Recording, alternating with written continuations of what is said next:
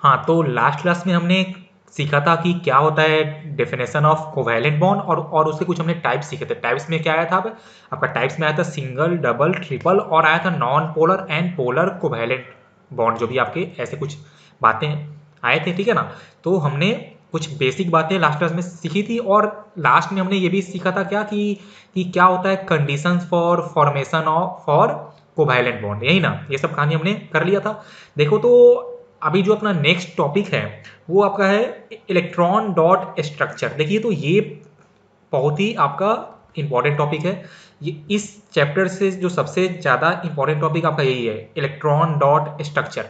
तो इससे पहले हमने ये बनाना सीखा था, लेकिन वो हमने सीखा था फॉर आयनिक बॉन्ड, जहाँ पे आपका ट्रांसफर हुआ था। लेकिन अब हम जो जा रहे हैं सीखने, तो हम लोग सीखेंगे फॉर कोवैलेंट बॉन्ड, जहाँ पे क्या होगा, जहाँ पे आपका शेयरिंग शो करना होगा, यही ना।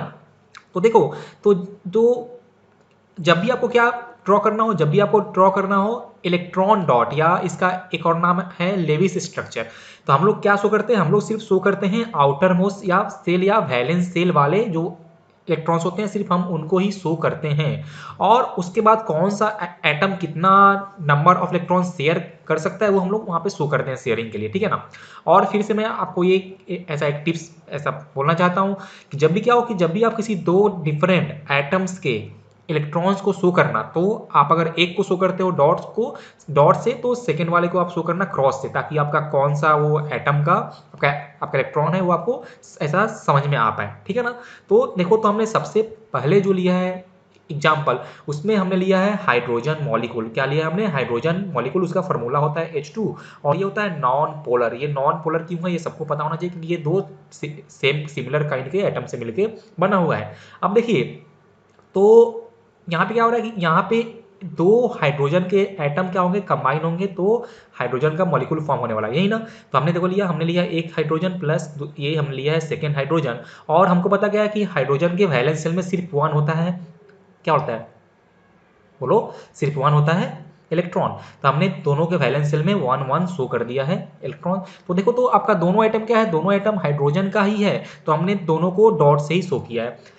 तो ये जो मेरा कहानी है वो है बिफोर कॉम्बिनेशन का, ठीक है ना। और अब देखते हैं हम लोग, तो देखो यहाँ पे होगा क्या कि इसका वन इलेक्ट्रॉन और इसका वन इलेक्ट्रॉन क्या आएगा, तो ये आएगा फॉर शेयरिंग ना। तो देखो ये हुआ, यहाँ पे हम शो कर रहे हैं शेयरिंग। तो देखो दोस्तों, शेयरिंग टाइम शो करना है ऐसे ऐसे कि दोनों का वन वन आपका इलेक्ट्रॉन आया है, फिर यहाँ पे हुआ है शेयरिंग। देखो यहाँ पे ये दोनों शेयरिंग हो रहा है यहाँ पे। और क्या है कि यहाँ पे दोनों ने वन वन शेयर किए हैं क्या, इलेक्ट्रॉन, इसलिए इनके बीच में आपका फॉर्म होने वाला है सिंगल कोवैलेंट बॉन्ड। तो हमने इसको ऐसे शो कर दिया, और आप इसको लिख दो H2। तो ये आपका हो गया हाइड्रोजन मॉलिक्यूल का इलेक्ट्रॉन डॉट स्ट्रक्चर। चलो नेक्स्ट हमने लिया है फॉर Cl2। तो देखो इसका भी काफ़ी आसानी है, ये भी आपका नॉन पोलर ही होगा। तो मैं आज इस लेक्चर में सब बातें जा रहा हूँ बोलने जल्दी जल्दी, क्योंकि आपको इसका आइडिया पहले से है, ठीक है ना। तो देखो, हमने ये शो किया है Cl, और यहाँ पे शो कर दिया आपका Cl। ये आपका है कहानी बिफोर कॉम्बिनेशन। तो इसके वैलेंस शेल में होते हैं 7, ये होते हैं ना, 7 होते हैं इलेक्ट्रॉन्स। तो ये हमने शो कर दिया बिफोर कॉम्बिनेशन। तो अभी क्या होगा कि दोनों शेयर करेंगे कितने इलेक्ट्रॉन, ओनली वन इलेक्ट्रॉन करेंगे शेयर। तो देखो यहाँ पे इसका वन आ गया शेयरिंग के लिए, फिर इसका बाकी 6 जो था हमने शो कर दिया, फिर यहाँ पे हुआ शेयरिंग, तो यहाँ बन गया आपका Cl, यहाँ और लिखो Cl, और ये आपका हो गया Cl2, पक्का ना। देखो, हमने नेक्स्ट लिखा है फॉर ऑक्सीजन, तो ये भी आपका हो जाएगा नॉन पोलर। तो हमने यहाँ पे लिया ऑक्सीजन का एक एटम, तो 2 4। तो यहाँ पे क्या होता है, इन ऑक्सीजन के क्या होता है, बोलो 6 होते हैं ना, देयर आर 6 वैलेंस, बोलिए इलेक्ट्रॉन्स, और वो शेयर करेगा 2 ठो। तो हमने देखो यहाँ शो कर दिया ये सेकेंड एटम, इसका भी 2। तो ये आपका हो गया बिफोर कॉम्बिनेशन। और इसके बाद यहाँ लिखो, तो यहाँ पे होगा sharing 2 electron from each atom. तो देखो यहाँ पे हमने शो किया है शेयरिंग वाले, बाकी इसके तो 4 थे। फिर ये आपका आ गया ऑक्सीजन, ये बाकी इसका 4 हो गया, और ये होने वाला है शेयर, तो इसको हमने लिख दिया। अब देखो, तो यहाँ पे क्या हुआ, तो यहाँ पे क्या हुआ, यहाँ पे टोटल नंबर ऑफ शेयर कितना इलेक्ट्रॉन है, यहाँ पे 4 हुआ है ना। तो यहाँ पे आपका फॉर्म होने वाला है डबल बॉन्ड, तो हमने लिखा O डबल बॉन्ड O, और आप इसको लिख दो O2। तो ये आपका हो गया ऑक्सीजन का इलेक्ट्रॉन डॉट स्ट्रक्चर। सब लोग इसको जल्दी से कॉपी करो, फिर हम लोग आगे बढ़ते हैं। देखो तो जो हमने नेक्स्ट लिया है वो आपका है नाइट्रोजन मॉलिक्यूल, और हमने ये भी कैसा है, ये भी आपका नॉन पोलर ही है। और ये आपका क्वेश्चन आईसीएसई 2019 में आ चुका है कि draw the electron dot structure of nitrogen molecule, पक्का ना। तो देखो तो हमने लिया है 2 नाइट्रोजन के एटम्स, देखिए ये हमने लिए। तो यहाँ कितना होता है, नाइट्रोजन एटम के वैलेंस शेल में कितना होता है, वैलेंस शेल में होता है 5 इलेक्ट्रॉन्स, कितना होता है 5 ना। देखो मैंने ये बना दिया इसका 5 इलेक्ट्रॉन्स, ये हमने बनाया 5 इलेक्ट्रॉन्स, इसका भी 5 होगा, तो ये हमने बना दिया 5। अब देखो तो यहाँ क्या होता है कि ईच नाइट्रोजन एटम क्या चाहता है, वो चाहता है 3 शेयर करना इलेक्ट्रॉन, क्या चाहता है 3 चाहता है करना शेयर इलेक्ट्रॉन। मतलब कि क्या होगा कि each atom will share 3 electrons, each atom will share 3 electrons. मतलब देखो ये आपका हो गया यहाँ पे शेयरिंग, तो यहाँ क्या बनने वाला है, यहाँ पे बनने वाला है triple bond between nitrogen and nitrogen, और ये आपका हो जाएगा यहाँ पे N2। तो ये हमने ड्रॉ कर दिया किसका, नाइट्रोजन का इलेक्ट्रॉन डॉट स्ट्रक्चर, ये आपका था बिफोर कॉम्बिनेशन, पक्का ना। तो आपको ऐसे ही ड्रॉ करना होता है, बहुत ही आसान होता है, लेकिन क्वेश्चन यहाँ पे हर साल आते हैं यहाँ से क्वेश्चन। देखो तो हमने नेक्स्ट लिया है, नेक्स्ट हमने लिया है आपका मीथेन। चलो ये इंपॉर्टेंट देख लो, आपका नेक्स्ट है मीथेन, CH4 इसका होता है। देखो मीथेन इसका नाम है, इसका CH4 होता है इसका मोलिकुलर फार्मूला। और ये भी आपका नॉन पोलर ही होता है, नॉन पोलर और पोलर का हमने आपको लास्ट क्लास में हमने आपको बताया था एग्जाम्पल्स, तो ये आपका हो जाएगा नॉन पोलर। तो देखो यहाँ पे क्या होगा, यहाँ पे कार्बन का एक एटम लेंगे और प्लस क्या होगा, और यहाँ पे आपको लेना होगा हाइड्रोजन के 4 एटम्स। देखो मैंने शो कर दिया है 4 एटम्स ऑफ हाइड्रोजन, तो आप लोग ऐसे ही शो करना, देखो चारों तरफ हमने ऐसे शो कर दिया है इसका, ये 4 एटम्स ऑफ हाइड्रोजन, पक्का ना। अब देखो तो क्या होता है कि ये जो अपना है, ये जो अपना है कार्बन, तो यहाँ क्या होता है, तो इसके होता है वैलेंस शेल में ओनली 4 इलेक्ट्रॉन्स, तो हमने उसको शो किया है क्रॉस से, देखिए हमने उसको शो किया है क्रॉस से, इसके जो 4 वैलेंस इलेक्ट्रॉन्स थे उसको हमने शो किया है क्रॉस से। और हाइड्रोजन में कितना होता है, उसके वैलेंस शेल में होता है सिर्फ ओनली 1 इलेक्ट्रॉन, तो उसको हमने शो किया है डॉट से, उसको हमने शो किया है देखो यहाँ पे डॉट से। और क्या होगा कि ये जो कार्बन है तो वो क्या चाहेगा, तो वो चाहता है शेयर करना 4 इलेक्ट्रॉन, लेकिन हाइड्रोजन क्या चाहता है, वो चाहता है शेयर करना सिर्फ 1 इलेक्ट्रॉन। मतलब क्या होगा कि कार्बन का एक एटम हाइड्रोजन के 4 एटम से शेयरिंग करने वाला है, और इनके बीच का जो बॉन्ड होगा वो होगा सिंगल कोवैलेंट बॉन्ड। तो देखो हम तो ये आपका कहानी हो जाएगा बिफोर कॉम्बिनेशन का, और हमने यहाँ पे शो किया आपको कॉम्बिनेशन। तो देखो ये जो था इलेक्ट्रॉन इसने शेयर किया इसके साथ, तो ये आपका बन गया, यहाँ पे आ गया H, फिर यहाँ पे एक डॉट और क्रॉस, यहाँ पे आपका आ गया एक H, फिर एक डॉट और एक क्रॉस, फिर आपका ये एक H, फिर आपका एक डॉट और एक क्रॉस और एक फिर से H, और यहाँ से देखो क्या हो गया, यहाँ से 4 ठोक का बनने वाला है सिंगल कोवैलेंट बॉन्ड, तो हमने इसको शो कर दिया, और CH4। सबको समझ में आ रहा है, ये बहुत ही आसान है, इसमें कोई वो नहीं लफड़ा नहीं है। आप लोग बस इसको ऐसे ही बस ध्यान देना क्या कि हमको सिर्फ वैलेंस शेल में जो होते हैं इलेक्ट्रॉन्स मेरे को वही शो करना होता है, और वो जो मेरा कोई भी एटम कितना चाहता है नंबर ऑफ शेयर करना, तो वहाँ से आपको कहानी अच्छे से या बहुत ही आसानी से हो भी जाएगा, पक्का ना। जल्दी से तुम लोग इसको कॉपी करो, फिर हम लोग नेक्स्ट क्वेश्चन करते हैं। देखो तो नेक्स्ट हमने लिया है अमोनिया, और इसका मॉलिक्यूलर फार्मूला होता है NH3, और ये होता है पोलर, ये होता है पोलर कोवैलेंट मॉलिक्यूल। क्यों, क्योंकि आपको पता है हमने लास्ट क्लास में आपको बताया था, पक्का ना। अब देखो तो हमको इसका करना है ड्रॉ इलेक्ट्रॉन डॉट स्ट्रक्चर, तो एक बार सब लोग वीडियो को पॉज करके खुद से ट्राई करो, फिर यहाँ आप लोग चेक करना। चलो तो हम इसका जाते हैं ड्रॉ करने। तो हमको यहाँ पे साफ क्या दिख रहा है कि इसमें क्या है, इसमें नाइट्रोजन का एक है एटम, और क्या है, और हाइड्रोजन का है 3 है एटम, और होना भी चाहिए। क्यों, क्योंकि देखो क्या होता है कि नाइट्रोजन के क्या होता है वैलेंस शेल में होता है 5 होता है ना इलेक्ट्रॉन, लेकिन उसको चाहिए वो शेयर करेगा 3, तो क्या करेगा, वो करेगा शेयर 3 इलेक्ट्रॉन्स, लेकिन हाइड्रोजन चाहता है कितना शेयर करना, सिर्फ 1 इलेक्ट्रॉन, इसलिए नाइट्रोजन का 1 एटम हाइड्रोजन के 3 एटम से कंबाइन करेगा।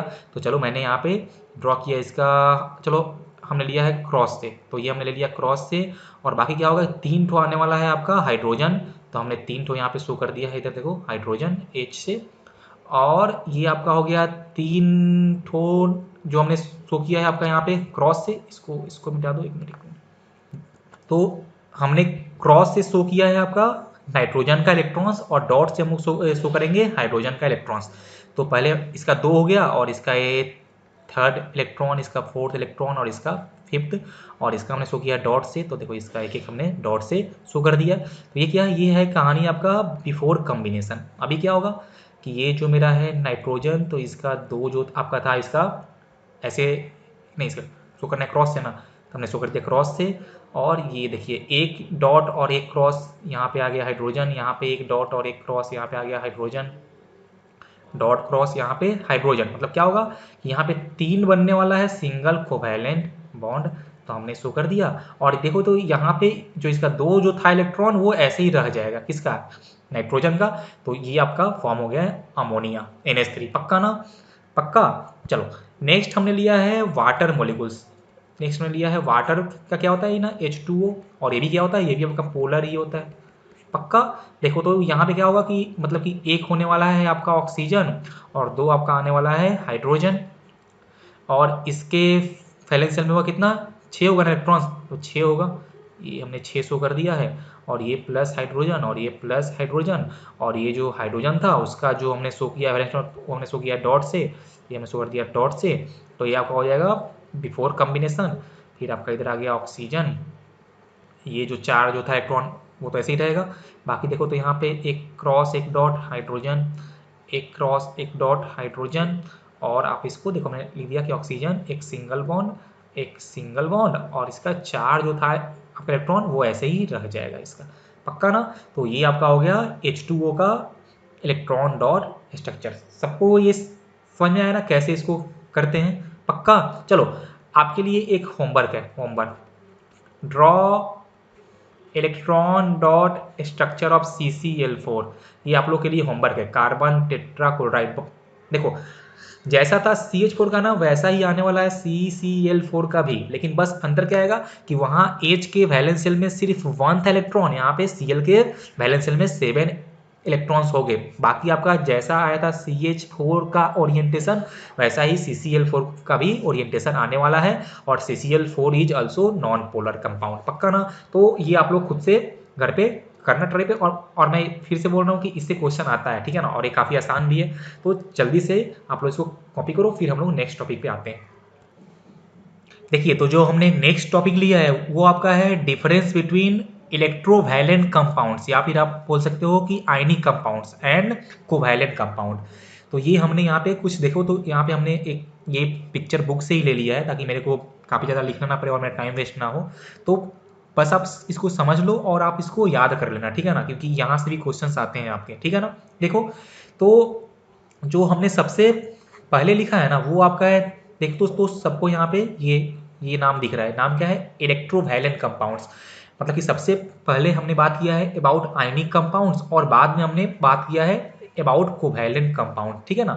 तो देखो तो ये जो आपको यहाँ पे देखो तो क्या लिखा हुआ है, तो जो फर्स्ट कॉलम है वहां पे आपको दिख रहा है नेचर, ठीक है ना। मतलब कि आपको जो भी इनका जैसा नेचर है वो आपको फर्स्ट दिख रहा है फर्स्ट कॉलम में। अच्छा फर्स्ट कॉलम में आपको दिया हुआ है नेचर ऑफ आयनिक कंपाउंड्स, और जो सेकेंड कॉलम है वो उसका दिया हुआ है रीजन कि क्यों ऐसा होता है।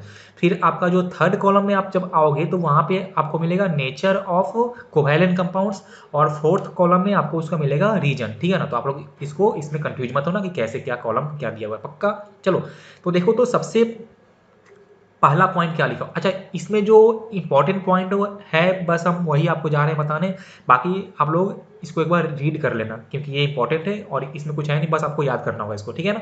तो देखो सबसे पहला क्या है, नेचर। नेचर में क्या है कि there constituent particles are ions, मतलब कि आयनिक कंपाउंड के जो पार्टिकल होते हैं, कंस्टिट्यूएंट का मतलब क्या होता है कि जिससे मिलकर वो बने हुए हैं वो होते हैं आयंस, और हमको पता भी है कि जब आयनिक बॉन्ड कंपाउंड फॉर्म होता है तो आयन से मिलकर ही बनता है। तो सिंपल सा कहानी है कि उसका कंस्टिट्यूएंट पार्टिकल आयंस ही होने चाहिए, तो वही यहाँ पे लिखा हुआ है। और यहाँ पे देखिए क्या लिखा है कि for covalent compounds their constituent particles are molecules. तो ये भी कोई कारण नहीं कि वो लोग क्या होता है कि उनमें कोई आयंस होते नहीं है, मतलब कि वो लोग मॉलिक्यूल्स से मिलके बने होते हैं। पक्का ना।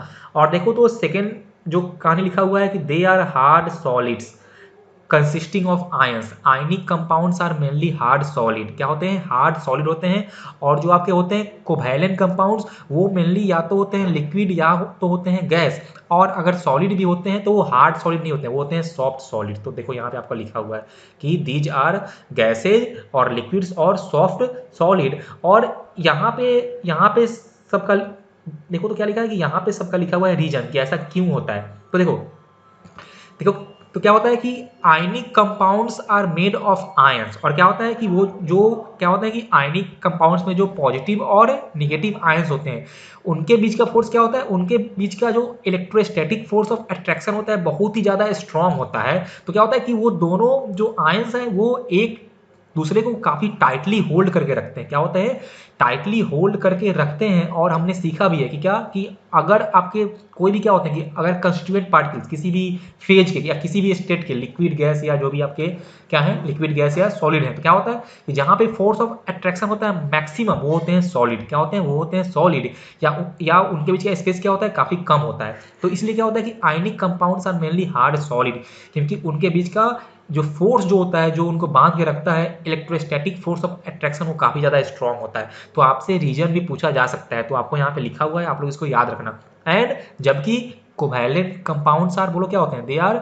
या तो सॉफ्ट सॉलिड या फिर लिक्विड या गैस, क्योंकि उनके बीच का फोर्स ऑफ अट्रैक्शन बहुत ज़्यादा स्ट्रांग नहीं होता है, वो वीक होता है। तो ये आप लोग रीजन याद रखना पक्का ना। देखो सेकेंड पॉइंट क्या है, boiling point and melting point of ionic compounds are high, जबकि while boiling point and melting point of covalent compounds are low। Reason फिर से वही है, same reason, due to strong electrostatic force of attraction in ionic compounds and due to weak force of attraction in covalent compounds. पक्का ना, वही reason है, आप लोग इसको एक बार रीड कर लेना। देखो तो थर्ड पॉइंट क्या है, इलेक्ट्रिसिटी कंडक्टिंग, ये आपका इंपॉर्टेंट है, ये आपका पॉइंट इंपॉर्टेंट है, इलेक्ट्रिसिटी कंडक्टिंग। तो देखो क्या होता है कि आपके जो आयनिक कंपाउंड जो होते हैं ना, आयनिक कंपाउंड, देखिए आयनिक कंपाउंड जो होते हैं वो क्या होते हैं, वो होते हैं हार्ड सॉलिड, वो क्या होते हैं, दे आर हार्ड सॉलिड। पक्का ना। अब देखो क्या होता है कि अगर इनको कंडक्ट करना है इलेक्ट्रिसिटी, मतलब कि अगर आयनिक कंपाउंड को इलेक्ट्रिसिटी कंडक्ट करना है तो वो पक्का या तो मोल्टेन स्टेट को हम लोग फ्यूज भी बोलते हैं, फ्यूज स्टेट, या तो ये होने चाहिए इन मोल्टेन स्टेट या फिर ये होना चाहिए, मतलब कि ये होने चाहिए इन एक्वस स्टेट। इन एक्वस स्टेट का मतलब क्या हुआ कि इसमें वाटर मिक्स होना चाहिए, इनमें वाटर मिक्स होना चाहिए। मतलब कि अगर आयनिक कंपाउंड को इलेक्ट्रिसिटी कंडक्ट करना है, क्या करना है, इलेक्ट्रिसिटी कंडक्ट करना है, तो अगर वो सॉलिड स्टेट में रहते हैं तब वो कंडक्ट नहीं करते हैं। देखो मैं फिर से बोल रहा हूँ, ionic compounds does not conduct electricity in solid state, they only conduct electricity in either molten या फिर उसी को हम लोग फ्यूज बोलते हैं। उसका मतलब ये होता है कि आप उसको गर्म कर रहे हो तो गर्म करके उसको पिघलाना, वो मतलब हुआ मोल्टेन का। तो या तो वो करते हैं कंडक्ट इन मोल्टेन स्टेट या फिर वो करते हैं conduct in aqueous state. Aqueous state का मतलब ये हुआ कि आपको आयनिक कंपाउंड में वाटर मिलाना होगा। पक्का ना। देखो ये क्यों होता है, तो देखो क्या होता है ना कि बेसिक बातें क्या है कि अगर किसी कंपाउंड को करंट कंडक्ट करना है या इलेक्ट्रिसिटी कंडक्ट करना है तो उनके जो आयंस थे, पॉजिटिव आयंस और क्या निगेटिव आयन, वो होने चाहिए free to move, they must be free to move. लेकिन क्या होता है कि इन ionic compounds they are tightly held by strong electrostatic force, तो वो फ्री नहीं होते हैं मूव करने के लिए, वो फ्री नहीं होते हैं मूव करने के लिए, तो इसलिए वो कंडक्ट नहीं करते हैं इलेक्ट्रिसिटी। लेकिन जैसे ही हमने उसको मोल्टेन स्टेट में लाया, मतलब कि हमने उसको बहुत सारा हीट सप्लाई किया है, हमने उसको बहुत सारा हीट सप्लाई किया है, अब क्या होगा कि हमने जो हीट सप्लाई किया है ना वो क्या करेगा, वो जो उनके बीच का स्ट्रॉन्ग इलेक्ट्रोस्टैटिक फोर्स क्या था अट्रैक्शन वाला, उसको वो ब्रेक करेगा, और तब क्या होगा, तब वो हो जाएंगे फ्री टू मूव, और तब वो कंडक्ट करते हैं इलेक्ट्रिसिटी। देखो इसको आप जनरल ऐसे भी समझ सकते हो कि जैसे मान लो कि कोई दो फ्रेंड है ए और बी, क्या है, कोई दो फ्रेंड है मान लो ए और बी, ठीक है ना, और इनके बीच का दोस्ती बहुत पक्का दोस्त, एकदम इनके बीच की दोस्ती जो है वो बहुत ही पक्की है, मतलब ये बहुत ही स्ट्रांग फोर्स से क्या हुआ है, एक दूसरे से बंधे हुए हैं। पक्का ना। अब देखो क्या होगा, कि अगर ये एक दूसरे से बहुत ही स्ट्रॉन्ग फोर्स से बंधे हुए हैं, मतलब कि ये एक दूसरे को छोड़ के जाना नहीं चाहेंगे, ये एक दूसरे को छोड़ के जाना नहीं चाहेंगे, मतलब ये फ्री नहीं है मूव करने के लिए। लेकिन मान लो कि एक कोई थर्ड पर्सन आ गया, कोई थर्ड पर्सन सी आ गया और वो आके इनके बीच का झगड़ा, इनके बीच में क्या कर दिया, इनके बीच में झगड़ा लगा दिया। मतलब अब क्या होगा कि अब जो इनका स्ट्रॉन्ग फोर्स था ना, जो इनका स्ट्रॉन्ग फोर्स जो था अट्रैक्शन वाला, क्या होगा कि वो वीक पड़ जाएगा। इनके बीच की जो दोस्ती थी वो क्या हो जाएगी, हल्की हो जाएगी। फिर ये दोनों सेपरेट होके फ्री हो जाएंगे एक दूसरे से दूर जाने के लिए। तो आप इसको ऐसे भी समझ सकते हो कि यहाँ पे जो हीट का काम था ना, जो हीट जो हमने किया है, वो ये जो थर्ड पर्सन सी का ही काम कर रहा था कि वो आया और इनके बीच का जो फोर्स ऑफ अट्रैक्शन था उसको इसने कम कर दिया। पक्का ना? या फिर देखो, या फिर जब हम लोग आयनिक कंपाउंड को वाटर में ऐड करते हैं, कहाँ करते हैं, ऐड वाटर में, तो वाटर भी यही काम करता है। Since water is polar covalent molecule, तो उसमें क्या होता है कि उसमें ऑक्सीजन पे होता है slightly negative charge and hydrogen पे होता है स्लाइटली पॉजिटिव चार्ज। तो ये जो ऑक्सीजन पे आपका है बोलिए क्या है, ये जो ऑक्सीजन पे है स्लाइटली निगेटिव, वो क्या होता है, वो आयनिक कंपाउंड वाले के पॉजिटिव आयन को, केटायन को खींचता है अपनी तरफ। क्या करता है, खींचता है अपनी तरफ। तब फिर क्या होता है, फिर वो सेपरेट हो जाता है।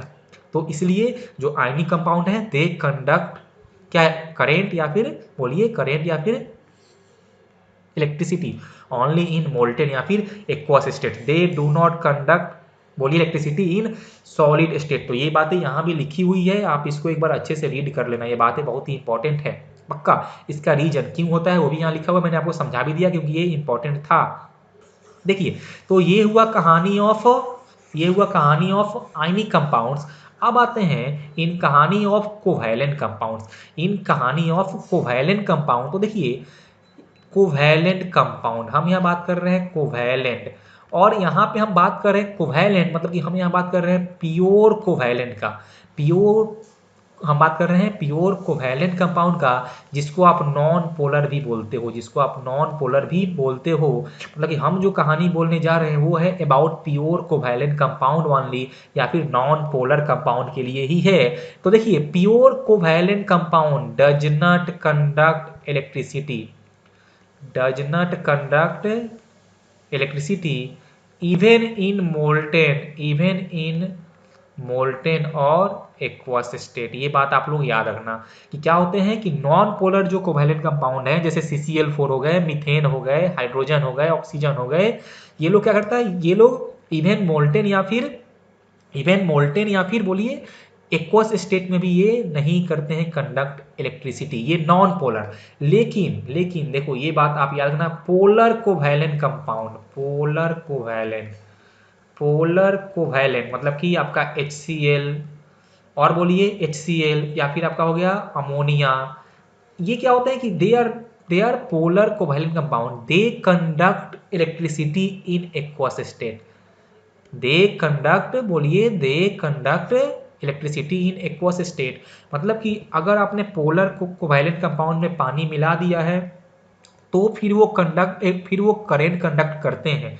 लेकिन अगर आपका कंपाउंड नॉन पोलर है तो पक्का वो आप उसको कुछ भी कर लो वो नहीं कंडक्ट करने वाला है। अगर आयनिक है तो वो मोल्टेन और एक्वस दोनों में करता है, अगर नॉन पोलर है तो वो करेगा एक्वस में। पक्का ये बातें आप लोग याद रखना। देखो यहाँ पे लिखा हुआ है, पक्का ना। और ये जो बातें यहाँ पे लिखी है ना, ये आपको लिखा हुआ है ओनली फॉर प्योर कोवैलेंट। क्या लिखा है, ये लिखा है ओनली फॉर प्योर कोवैलेंट, क्योंकि यहाँ पे लिखा है कि they are non conductors of electricity. तो ये बात कर रहा है किसका, प्योर कोवैलेंट का, मतलब कि जो आपके नॉन पोलर होते हैं वो कंडक्ट करते हैं इन एक्वस स्टेट। पक्का ना।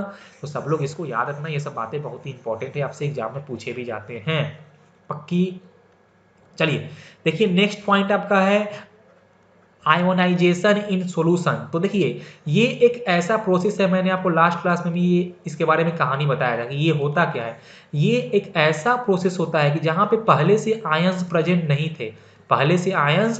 नहीं थे, लेकिन इनको इनमें कुछ ऐड करने के बाद ये आयन में सेपरेट हो गए हैं, इनमें कुछ करने के बाद ये आयंस में सेपरेट हो गए हैं। तो ऐसे प्रोसेस को हम लोग बोलते हैं आयनाइजेशन।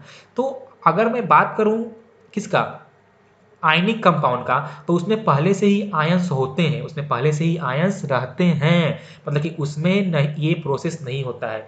ये वाला जो प्रोसेस आपका है इसका नाम क्या है, इसका नाम है आयोनाइजेशन। ये आपका आयनिक कंपाउंड में नहीं होता है, क्योंकि वहाँ पे पहले से ही आयंस होते हैं, तो आप कहाँ से आयंस करोगे प्रोड्यूस, नहीं कर सकते ना, तो इसलिए ये उनमें नहीं होता है। लेकिन ये होता है इन पोलर कोवैलेंट, कहाँ होता है, ये होता है इन पोलर कोवैलेंट कंपाउंड।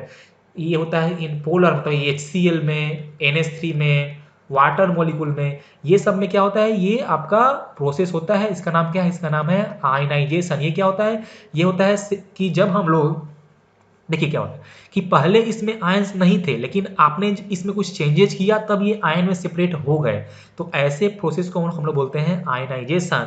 और ये आपका होता है किसमें, HCl में या NH3 में होता है कि जैसे ही हम लोग इसमें पानी मिलाते हैं तब क्या होता है कि ये HCl जो था आपका, ये जो आपका HCl था, ये H प्लस और Cl माइनस में ब्रेक हो जाता है, मतलब ये हो जाता है आयनाइज। तो देखो, तो पहले से H प्लस और Cl माइनस नहीं था, लेकिन हमने इसको पानी में मिलाया तब ये यहाँ से हमको H प्लस और Cl माइनस मिल जाता है, मतलब वहाँ से वो नया आयन फॉर्म होता है और तब ये लोग करेंट को कंडक्ट करते हैं। तो ऐसे प्रोसेस को हम लोग बोलते हैं आयनाइजेशन। तो ये जो प्रोसेस है वो आपका आयनिक में नहीं होता है, पोलर कहाँ होता है, पोलर कोवैलेंट में होता है। चलिए नेक्स्ट आपका है, नेक्स्ट देखो बात है, नेक्स्ट है डिसोसिएशन। क्या है नेक्स्ट, नेक्स्ट आपका प्रोसेस है डिसोसिएशन। ये एक ऐसा प्रोसेस है जिसमें आयंस पहले से होते हैं, जिसमें आयंस पहले से होते हैं, बस आपको इनको सेपरेट कर लेना है, बस आपको इनको सेपरेट कर लेना है। मतलब ये एक ऐसा प्रोसेस होता है क्या कि the separation of ions, the separation of ions in a compound where ions were already present, then this process is called dissociation. तो ये होता है ओनली एक, ये होता है ओनली इन आयनिक कंपाउंड, क्योंकि वहाँ पे आयंस पहले से ही होते हैं, तो बस आपको उनको क्या करना होता है, सेपरेट करना होता है, और वो सेपरेट होते भी हैं इन मोल्टेन या एक्वस स्टेट, तो उसको हम लोग बोलते हैं आयोनाइजेशन।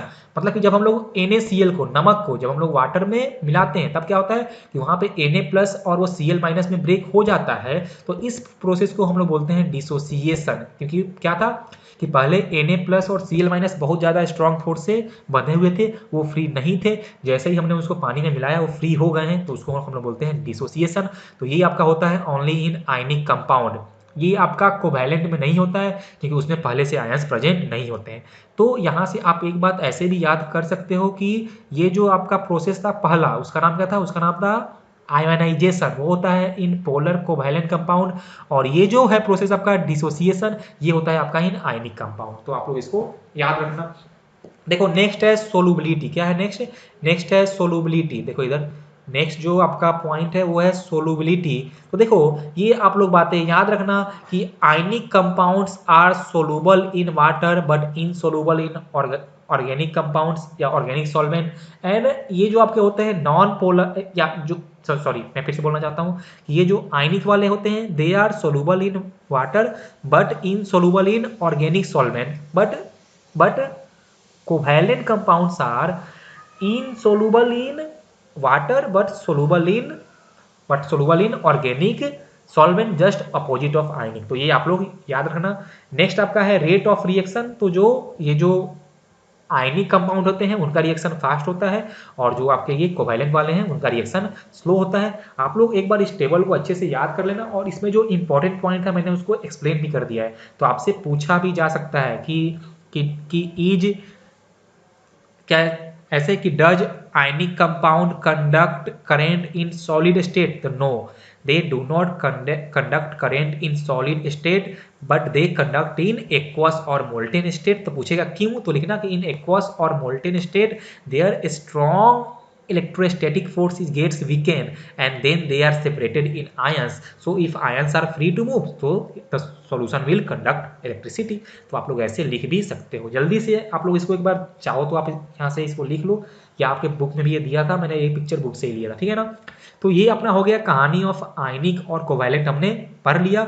अब हम लोग जा रहे हैं पढ़ने थर्ड टाइप ऑफ बॉन्ड जिसका नाम है कोऑर्डिनेट बॉन्ड, ठीक है ना। तो सब लोग हो रेडी हो पढ़ने के लिए, चलो तो लास्ट टाइप इस चैप्टर का लास्ट टॉपिक है, उसको हम लोग पढ़ते हैं कोऑर्डिनेट बॉन्ड जल्दी से।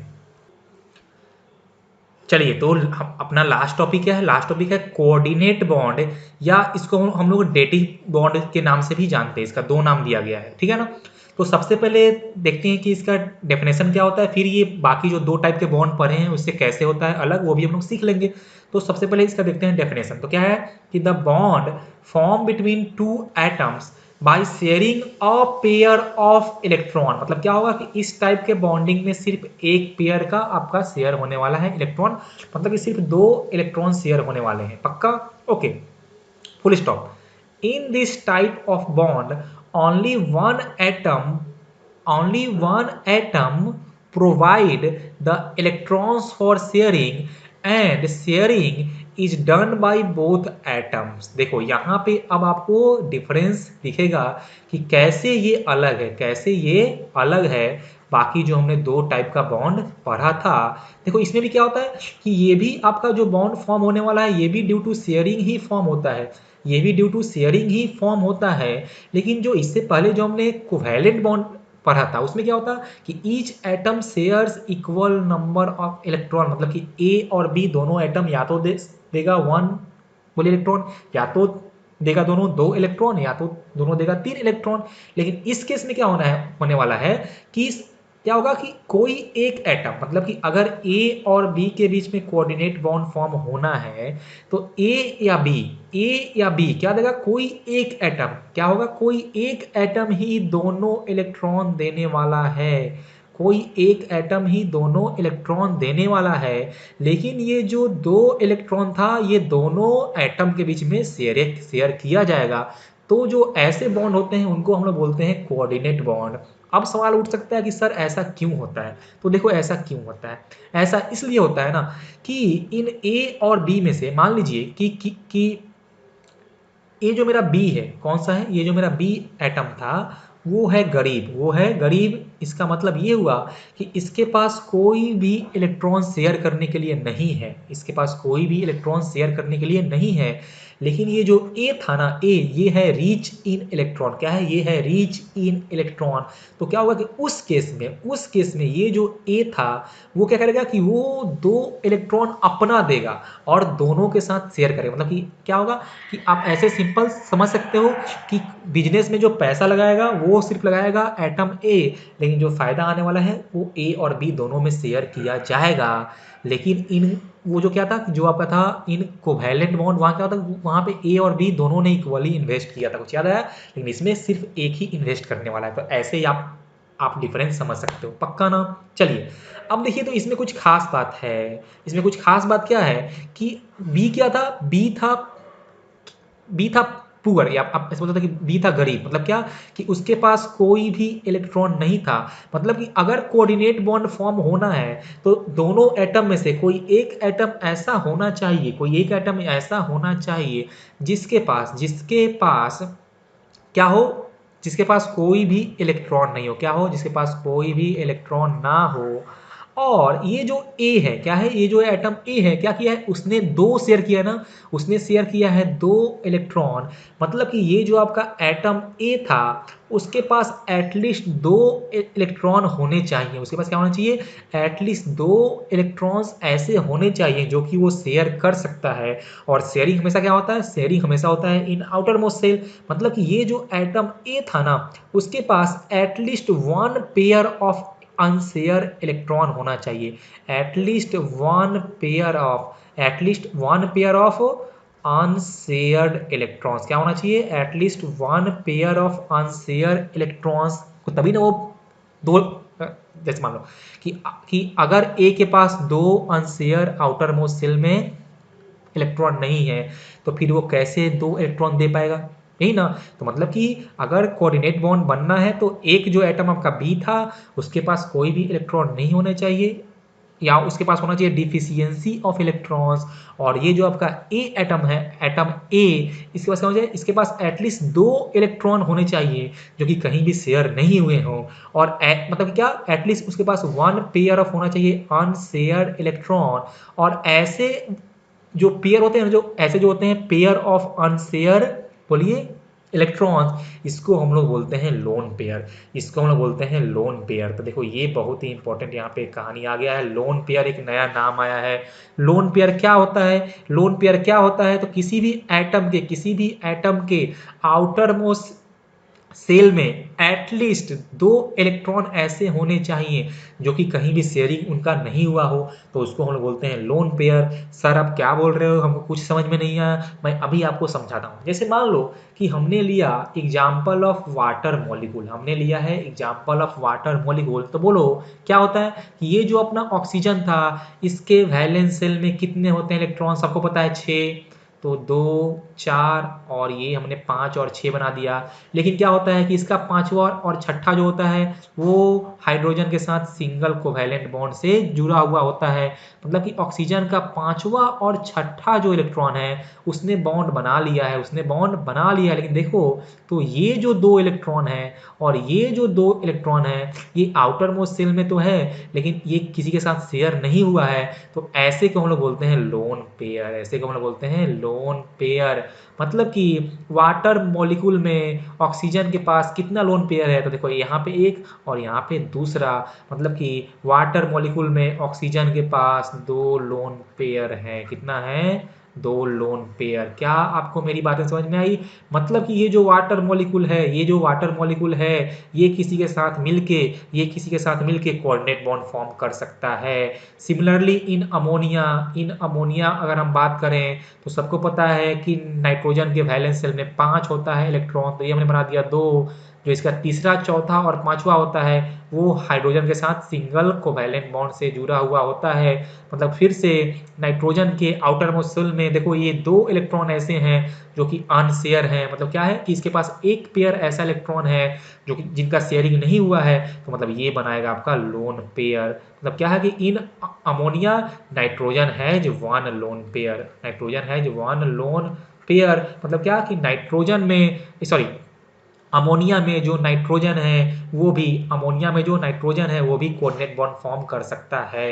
क्या सबको मेरी बातें समझ आई ना? तो ये आपका हो गया थोड़ा सा कहानी ऑफ, हमने बताया कोऑर्डिनेट बॉन्ड कब फॉर्म होगा और ये लोन पेयर का कंसेप्ट हमने बोला कि कंडीशन क्या होगा। Condition of formation of coordinate bond is कि किसी एक एटम के पास एटलीस्ट वन लोन पेयर होना चाहिए और कोई जो दूसरा एटम था उसके पास होना चाहिए डिफिशियंसी ऑफ इलेक्ट्रॉन्स, तभी आपका कोऑर्डिनेट बॉन्ड फॉर्म होने वाला है। लोन पेयर क्या होता है मैंने आपको बता दिया। चलिए अब हम लोग आते हैं कहानी पे। तो the bond form between two atoms by sharing a pair of electron in पक्का in this type of bond only one atom produce the electrons for sharing and sharing is done by both atom. तो इस type के bonding को हम लोग बोलते हैं coordinate bond. देखो नेक्स्ट पॉइंट क्या है कि इन NH4 प्लस, देखो इसको हम लोग बोलते हैं अमोनियम आयन और इसको हम लोग बोलते हैं H3O प्लस को हम लोग बोलते हैं हाइड्रोनियम आयन। तो अमोनियम आयन में और हाइड्रोनियम आयन में क्या होता है? आपका कोऑर्डिनेट बॉन्ड होता है। हम लोग अभी इसके बारे में और स्टडी करेंगे। देखो तो क्या हुआ है, हमने जो अभी सीखा ना कि ये जो अमोनिया था और ये जो वाटर मॉलिक्यूल था ये कोऑर्डिनेट बॉन्ड फॉर्म कर सकता है ना, तो उन्होंने नहीं यहाँ पे ये कोऑर्डिनेट बॉन्ड फॉर्म किया है। तो आपका अमोनियम आयन और ये हाइड्रोनियम आयन फॉर्म हुआ है। पक्का? चलो नेक्स्ट पॉइंट हमने लिखा है कि the atom which gives both electrons is called donor. मतलब कि ये जो आपका ए और बी के बीच में, देखो यहाँ जो हमने लिखा था ए और बी के बीच में जो कोऑर्डिनेट बॉन्ड फॉर्म हुआ था वहाँ क्या था? वहाँ पे ए था डोनर जिसने दोनों इलेक्ट्रॉन दिया था और बी क्या था? बी जिसके पास अपना कोई इलेक्ट्रॉन नहीं था, उसने बस शेयर किया था, तो उसको हम लोग बोलते हैं एक्सेप्टर। तो देखो यहाँ हमने लिखा है डोनर और एक्सेप्टर। क्या सबको ये बातें क्लियर है? वेरी गुड, आप लोग इसको कॉपी भी कर लेना। और नेक्स्ट देखो हमने लिखा है कि coordinate bond is denoted by this symbol arrow like, this like arrow like. पक्का ना? अब देखो ये जो एरो होता है वो हमेशा होता है pointed from donor atom to the acceptor atom. मतलब कि आपको अगर कहीं ऐसा दिख जाए तो ये क्या है? ये कोऑर्डिनेट बॉन्ड तो है और यहाँ पे ए क्या है? A is donor atom and B is acceptor atom. पक्का? ये बेसिक बातें हमने सीखी अबाउट कोऑर्डिनेट बॉन्ड। जल्दी से आप लोग इसको कॉपी करो, फिर हम लोग इस पर और भी चर्चा करते हैं। देखिए तो यहाँ पे हमने लिखा है condition for formation of coordinate bond और यहाँ पे हमने लोन पेयर का डेफिनेशन भी लिखा है। जो अभी हमने आपको कहानी सुना है वही बस हमने यहाँ लिखा है। मैं एक बार फिर से रीड कर देता हूँ कि one of the two atoms must have at least one lone pair of electron, जिसको हम लोग बोलेंगे डोनर एटम। पक्का ना? जैसे हमने लिखा है यहाँ पे for example nitrogen in ammonia has one lone pair and oxygen in water has two lone pair. पक्का ना? ये हमने लिखा है। तो ये हुआ आपका पहला पॉइंट। और सेकंड क्या होना चाहिए कि कोई एक एटम जो था क्या होना चाहिए कि उसके पास होना चाहिए डिफिशियंसी ऑफ इलेक्ट्रॉन्स। क्या होना चाहिए? उसके पास होना चाहिए डिफिशियंसी ऑफ इलेक्ट्रॉन्स। और जो सेकेंड एटम के पास जो डिफिशियंसी होना चाहिए वो होना चाहिए एटलीस्ट वन लोन पेयर का। एटलीस्ट वन लोन पेयर का मतलब क्या कि उसको एटलीस्ट 2 इलेक्ट्रॉन चाहिए स्टेबिलिटी के लिए। तो यहाँ देखो हमने लिखा है फॉर एग्जाम्पल H प्लस। देखो तो इस H प्लस को हम लोग बोलते हैं हाइड्रोजन आयन, या इसको हम लोग simple we call as it as proton भी इसको हम बोलते हैं। देखो तो क्या होता है कि हम मान लो कि हम अगर बात करें हाइड्रोजन एटम का तो क्या होता है कि इसके पास वन होता है इलेक्ट्रॉन और इसके पास वन होता है प्रोटॉन। और जब इससे हमने एक क्या निकाल दिया, जब हमने इसमें से एक निकाल दिया इलेक्ट्रॉन, तब ये बना है हाइड्रोजन आयन। तब ये बना है हाइड्रोजन आयन, मतलब कि इसके पास कोई भी इलेक्ट्रॉन नहीं है। तो अगर ये चाहता है नियरेस्ट नोबेल गैस का कॉन्फ़िगरेशन गेन करना, मतलब हीलियम का कॉन्फ़िगरेशन गेन करना, तो इसको कितना चाहिए? इसको चाहिए 2 इलेक्ट्रॉन, क्योंकि इसके पास अभी कोई भी इलेक्ट्रॉन नहीं है। मतलब कि इसके पास वन लोन पेयर का क्या है? डिफिशियंसी है। मतलब कि ये कोऑर्डिनेट बॉन्ड फॉर्म कर सकता है, पक्का ना?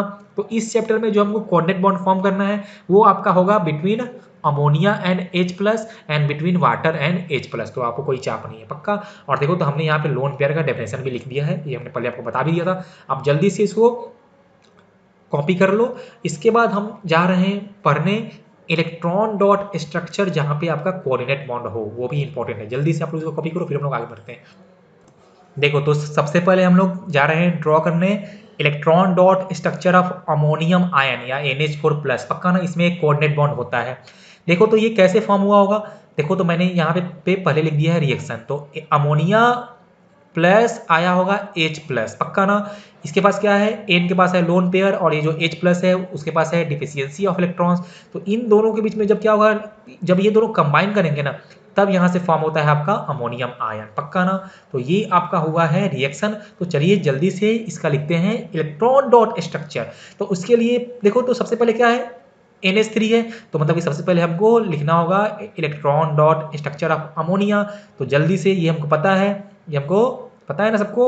देखो डॉट क्रॉस और ये 2 डॉट, देखो यहाँ पे हमने डॉट से शो किया है नाइट्रोजन का इलेक्ट्रॉन, और क्रॉस से हमने शो किया है हाइड्रोजन का इलेक्ट्रॉन, पक्का ना? मतलब ये आपका हो गया है electron dot structure of ammonia, बोलो। और ये क्या है? देखो ये आपका हो गया है लोन पेयर। ये क्या है? ये आपका हो गया लोन पेयर, और प्लस यहाँ से आपका आ जाएगा H प्लस।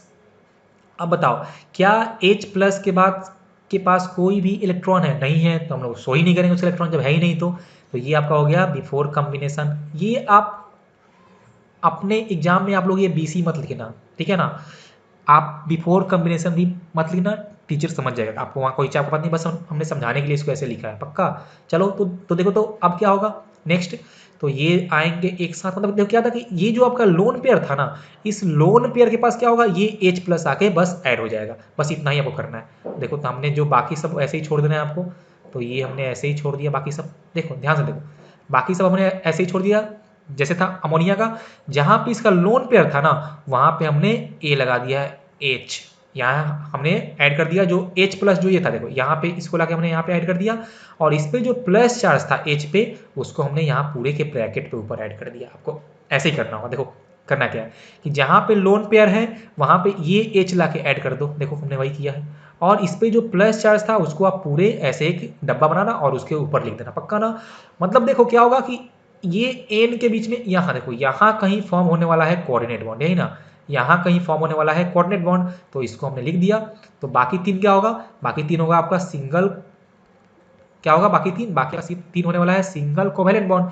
और जो फोर्थ बॉन्ड होने वाला है वो आपका होने वाला है कोऑर्डिनेट बॉन्ड। तो यहाँ पे एन क्या है? एन इज डोनर और and H plus is acceptor. मतलब कि जो एरो कहाँ होगा? एरो आपका होगा एन से H की तरफ। फिर हमने यहाँ पे लगा दिया डब्बा, और इसके ऊपर आपका हो गया पॉजिटिव। तो देखो ये आपका बन गया, फॉर्म हो गया आपका अमोनियम आयन। देखो था ना आसान, एकदम मस्त, बहुत ही आसान था ना? अच्छा आप ये जो है ना एरो यहाँ पे, ये आप एरो शो मत करना, ये मैंने आपको लिखा है समझाने के लिए बस, पक्का। जल्दी से इसको कॉपी करो। अच्छा देखो ये जो क्वेश्चन आपका था ना, ये ICSE 2018 में आया था। मैं फिर से बोल रहा हूँ ये बहुत ही इंपॉर्टेंट है। इस चैप्टर से आपका इलेक्ट्रॉन डॉट स्ट्रक्चर और जो आयनिक और जो आपका था ना वो कोवैलेंट, उनके बीच का डिफरेंस, ये सबसे हॉट टॉपिक है इस चैप्टर का, ठीक है ना? तो आप लोग ये जल्दी से कॉपी करो। तब हम लोग जा रहे हैं नेक्स्ट पढ़ने। देखिए तो नेक्स्ट हमने लिया है हाइड्रोनियम आयन, जिसको हम लोग लिखते हैं H3O+ से। अब सबको ये आइडिया तो हो गया क्या कि वाटर मॉलिक्यूल में आके H+ ऐड होने वाला है, पक्का ना। अच्छा ध्यान से देखो कि ये क्वेश्चन आया था ICSE 2018 में, और जो इससे पहले जो हमने किया ना NH4+, वो तो ये आपका आया था 2019 में। हमने वहाँ पे शायद मिस्टेक से आपका लिख दिया 18, तो उससे कोई फर्क नहीं पड़ता है, लेकिन ये आपका आया था 19 में और ये आपका आया था 18 में, ठीक है ना। तो देखो, तो सबसे पहले लिखते हैं इसका रिएक्शन, तो क्या होगा यही ना, H2O+ में क्या, H2O में क्या होगा, H+ आके कंबाइन होगा, तब आपका फॉर्म होगा H3O+। तो आपसे अगर क्वेश्चन में क्या है, आपसे अगर क्वेश्चन में सिर्फ आया कि राइट इलेक्ट्रॉन डॉट स्ट्रक्चर, तो आप ये जो रिएक्शन वाला पार्ट है ये आपको नहीं लिखना है, मैंने बस ये आपको लिखा है समझाने के लिए, ठीक है ना। चलो, तो मैंने लिखा, तो सबसे पहले क्या होगा, सबसे पहला काम क्या कि आप बनाओ वाटर का, बोलो क्या बनाओगे, वाटर का इलेक्ट्रॉन डॉट स्ट्रक्चर, पहले तो ही करना है ना, बिल्कुल। तो मैंने बना दिया, ये 4 जो था इलेक्ट्रॉन इसका।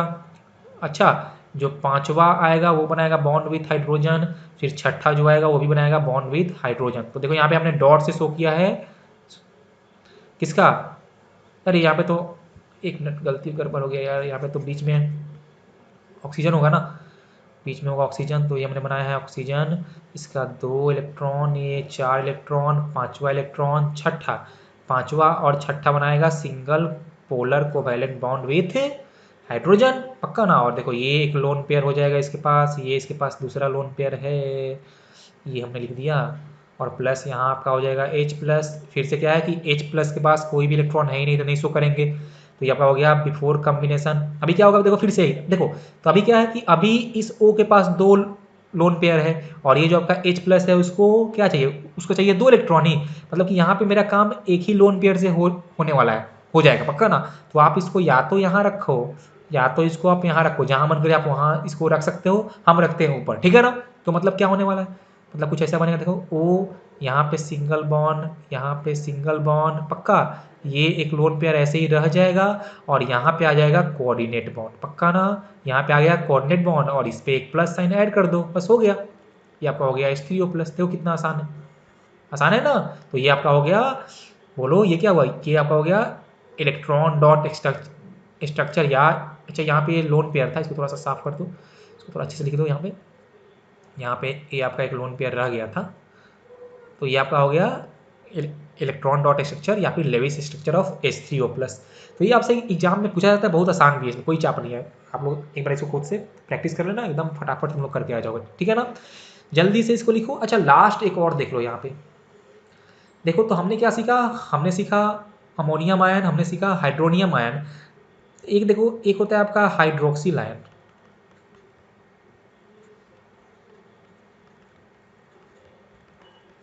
इसको हम लिखते हैं OH- से, इसमें कोऑर्डिनेट बॉन्ड नहीं होता है बस, लेकिन जान लो इसका भी एग्जाम में आपसे पूछ सकता है, इसमें कोऑर्डिनेट बॉन्ड नहीं होता, ठीक है ना।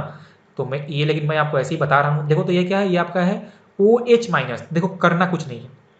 अच्छा तुम हमको एक बार बताओ कि ये जो अच्छा यहाँ देखो ये आपका है OH- ना, जैसे मान लो कि ये मेरा वाटर मॉलिक्यूल था H2O, सीखते हैं पहले कि ये कैसे फॉर्म हुआ होगा OH-। तब ये था O, ये था H और ये था H, इसके पास दो लोन पेयर था, पक्का ना। तो ये क्या था, ये मेरा वाटर मॉलिक्यूल न्यूट्रल था। देखो तो अभी होगा क्या कि अगर यहाँ से H+ निकल जाए, क्या हो जाए, अगर यहाँ से H+ निकल जाए ना, तो यहाँ पे जो बचेगा, यहाँ पे जो बच जाएगा, हाँ, अगर इस वाटर से क्या हो जाए, ये अगर H+ निकल जाए, मतलब देखो क्या हुआ है कि यहाँ से हमने एक हाइड्रोजन को हटा दिया है, लेकिन जो इसका क्या था इलेक्ट्रॉन था ना, उसको हमने वापस नहीं दिया, वो गया है यहाँ से बिना इलेक्ट्रॉन का। मतलब कि इस हाइड्रोजन जो यहाँ से निकला है ना, उसका जो शेयरिंग वाला क्या इलेक्ट्रॉन था, वो यहीं ऑक्सीजन के पास ही रह गया है। मतलब क्या, यहाँ से अब आपका बनने वाला है OH-, यहाँ से आपका बनने वाला है OH-, मतलब जब वाटर मॉलिक्यूल से H+ निकल जाएगा तो वहां से फॉर्म होता है OH-। मतलब कि अगर मेरे को इसका ड्रॉ करना है इलेक्ट्रॉन डॉट स्ट्रक्चर, तो देख करना क्या होगा कि जो सेकेंड हाइड्रोजन था उसको हटा देना है, लेकिन जो इसका क्या था इलेक्ट्रॉन था उसको आपको वहीं पे रख देना है। मतलब कि देखो क्या, ये हमने लिया है ऑक्सीजन, तो इसका ये 4 जो होगा इलेक्ट्रॉन, ये बनाएगा 2 लोन पेयर, पक्का ना। इसका जो 5वां था वो बनाएगा सिंगल कोवैलेंट बॉन्ड विथ 1, जो आपका H था। और देखिए जो ये छठा जो था वो क्या था कि वो सेकेंड क्या था, सेकेंड हाइड्रोजन एटम से सिंगल कोवैलेंट बॉन्ड बनाया तो था, लेकिन अभी क्या हुआ है, लेकिन अभी वो सेकेंड हाइड्रोजन को हमने यहाँ से निकाल दिया है, लेकिन जो उसका इलेक्ट्रॉन था, देखो जो हमने यहाँ शो किया क्रॉस से, उसको हमने वापस नहीं दिया है। तो मतलब क्या कि हमने एच को तो हटा दिया, लेकिन जो उसका क्रॉस वाला जो था क्या इलेक्ट्रॉन, उसको हमने अभी भी यहीं रख दिया है। मतलब क्या होगा कि इस पे एक माइनस क्या है ना, कि इस पे एक एक्स्ट्रा क्या आ गया है, इस पे एक एक्स्ट्रा आ गया है इलेक्ट्रॉन, किस पे, ओ के पास, क्योंकि उसने एच को इलेक्ट्रॉन वो नहीं दिया वापस, तो इसलिए इस पे एक आ जाएगा माइनस चार्ज। तो यहाँ से और आपका बनता है ओ एच माइनस। तो ये आपका हो गया electron dot structure of hydroxyl ion. पक्का? क्या सबको ये बातें याद रहेगी? क्या सबको ये बातें याद रहेंगी ना? पक्का, बिल्कुल, आप लोग इसको याद रखना। याद देखो, या सॉरी, यहाँ पे आप चाहो तो एक स्टेप और शो कर सकते हो कि ये ऑक्सीजन, एक जो ये सिंगल बॉन्ड, और ये आपका ऐसा दो ठो लोन पेयर, और यहाँ पे ये डॉट और ये क्रॉस, और यहाँ पे एक लगा दो आप माइनस साइन। तो ये आपका हो गया कंप्लीट, अच्छे से हमने इसका आंसर लिख लिया है। पक्का ना? तो ये आपका हो गया, बोलिए ये क्या हुआ, ये आपका हो गया electron dot structure of hydroxyl ion. तो ये आप ये भी इसको ये भी याद रखना। पक्का ना? ये भी आपके एग्जाम में पूछा जा सकता है। ठीक है, तो ये अपना टॉपिक केमिकल बॉन्डिंग खत्म हो गया है। ठीक है, सबको समझ में आया ना अच्छे से? आप लोग एक बार अपने बुक से और 10 ईयर से क्वेश्चन करना प्रैक्टिस। यहाँ से क्वेश्चन आपका बहुत आसान आसान ही आता है। आपको अगर 10 ईयर्स आप सही से कर लेते हो तो आपका सफिशियंट है। ठीक है ना? और आपको अगर कुछ डाउट हो तो मेरे से कमेंट सेक्शन में बिल्कुल पूछना, मैं आपको वहाँ बताऊंगा। और ये चैप्टर आपका खत्म हो गया है, नेक्स्ट चैप्टर हम लोग स्टार्ट करेंगे, नया चैप्टर नेक्स्ट लेक्चर में। तब तक के लिए टाटा बाय, सब लोग अपना ख्याल रखना और इस लेक्चर को अच्छे से कर लेना। फिर हम लोग मिलते हैं नेक्स्ट लेक्चर में। पक्का ना? चलो बाय।